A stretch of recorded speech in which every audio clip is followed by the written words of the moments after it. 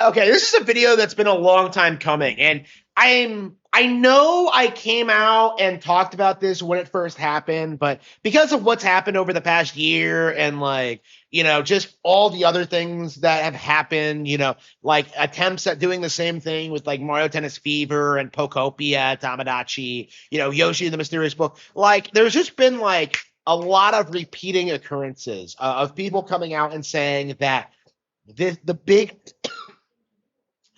new Nintendo Switch 2 game actually secretly failed. And you're still seeing a lot of people say that about like Mario Tennis Fever and Yoshi and the Mysterious Book, but like it's really easy to forget that a lot of that began with Metroid Prime 4 because Prime 4 came out and like clockwork, all of these huge Metroid fans came out and proved that they didn't know anything about the IP. Like you had so many people spurging out about the Federation's role in the game and like characters talking and like what actually happens in it. And like it just comes off as like very disingenuous and fake. Okay. Like in a lot of ways, it feels like a lot of people have this idea that like Metroid has never grown or evolved after Super. Okay. They have this weird like misconception of what Metroid actually is based on like pop culture and like YouTube like video essays. It comes off as if they're just like upset about what the games actually are. So so with Metroid Prime 4, you had this huge push when it came out to like act like the game was a complete disappointment, to act like it failed, to act like it was like some huge disaster and it just wasn't. Okay? Like the game was really really good. I love Metroid Prime 4. I liked it a lot more than Silk Song actually. And it is like I think a really good example of how the community rallies to try and destroy like games like it because the idea behind Metroid Prime 4 and like the real reason people were upset, like they had this idea that this was supposed to be the big AAA system seller for Switch 2. Like, never mind the fact that's not even a Switch 2 exclusive, but like, people really came out and they tried to argue that this was supposed to be the big AAA game of the Switch 2. It was supposed to be like the big release. It was supposed to be like a major, major thing. So a lot of people had this idea that it failed when it came out and did about a million units. Like, if you don't know, a million units is actually pretty standard for Metroid. Metroid Dread is like the highest selling Metroid game ever for selling like 3 million units. So like a lot of people really got it in their heads that like Metroid Prime 4 failed.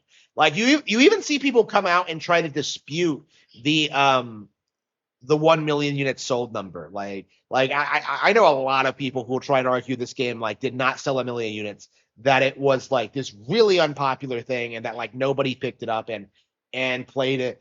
And it's becoming more and more obvious that that's not the case because every time we see like an Amazon sales chart or like we get some indication of like we look at like any publicly available news report, like it seems as if Metroid Prime 4 is actually doing very very well. Like Metroid Prime 4 has actually topped the Amazon bestsellers list today. Okay, like I saw it on Twitter that like Metroid Prime 4 actually outsold Star Fox this quarter, and I'm not entirely sure why. Like I think it might have gone on sale or something like that. But the reality is, like this seems to be a game that's been doing very well when it comes to discounts. Okay, like the industry was very very successful at downplaying this game among general audiences when it first came out, but like now that some time has passed and now that people like me are like pretty open about like yeah I really like the game, it's definitely worth picking up, definitely check it out, definitely support it. Like we're seeing like a bit of a shift where like people are just picking this game up spontaneously in between major Nintendo releases, and it's doing pretty well for itself. Like I would not be surprised if it doesn't go on to be the best-selling Metroid Prime game for this reason. Oh, and don't try and tell me that like they're only selling well because they were on sale. Because Metroid Prime 1 only did as well as it did because it was a pack-in title for the GameCube at one point.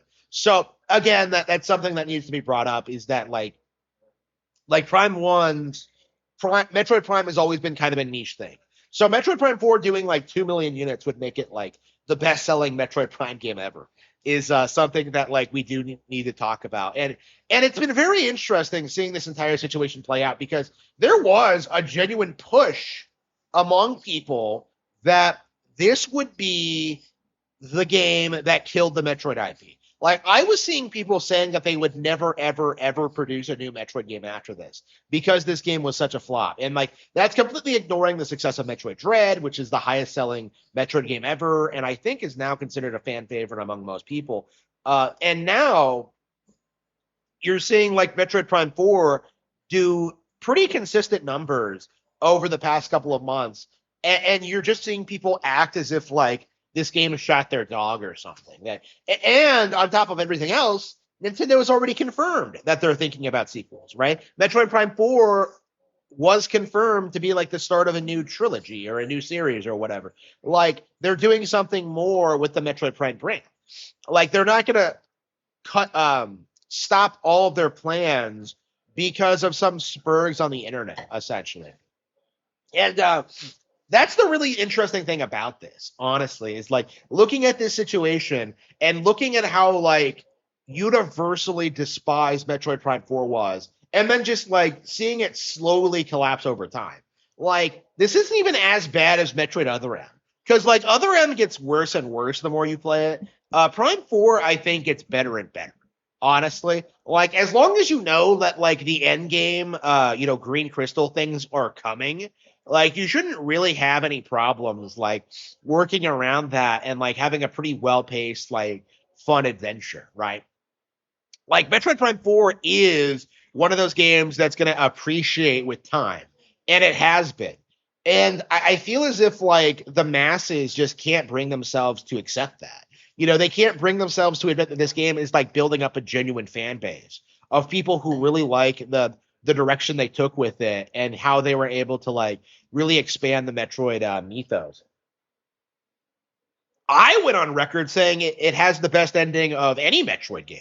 Honestly, like compared to like that basic ass ending to Prime 3, like Prime 4's ending was like really poignant and really felt like emotional. It really felt that they really knew what they were doing with that final sequence. But like again, people spurred out about it. Like people freaked out about it instead of like understanding that like, oh wow, like all the characters died. Like instead of understanding like the gravity of that and how like impressive it was that Nintendo had the balls to do that, instead it becomes this thing like, wow, so everything I did was pointless. Wow. Like it was just really, really weird. And like they didn't really respect what the game was trying to do. It's just it really does come off as if like they just don't know what they're doing or talking about. And I do think that like over time you're gonna see more people openly praise Metroid Prime 4. It's already happening to a certain extent. Like there's definitely a lot of like fans who are supportive of Prime 4. But like right now, like the narrative is that like this game was like some massive disappointment, and like that's just not the case. Like I was pretty happy with this. Obviously, it's not my favorite Metroid Prime game by any means, but like I really really enjoyed like the newer aspects of it, the more modern feel of it. I feel like they did a really good job with what they had, and I'm curious to see if they can like improve on these ideas with Metroid Prime 5. And I think that's perfectly doable. So with all that being said, what are we going to see next from the IP? Like, when are we going to get Metroid Prime 5 confirmed? Like, the instant that happens, I feel like this entire cope that Prime 4 is going to be the end of the series just completely collapses.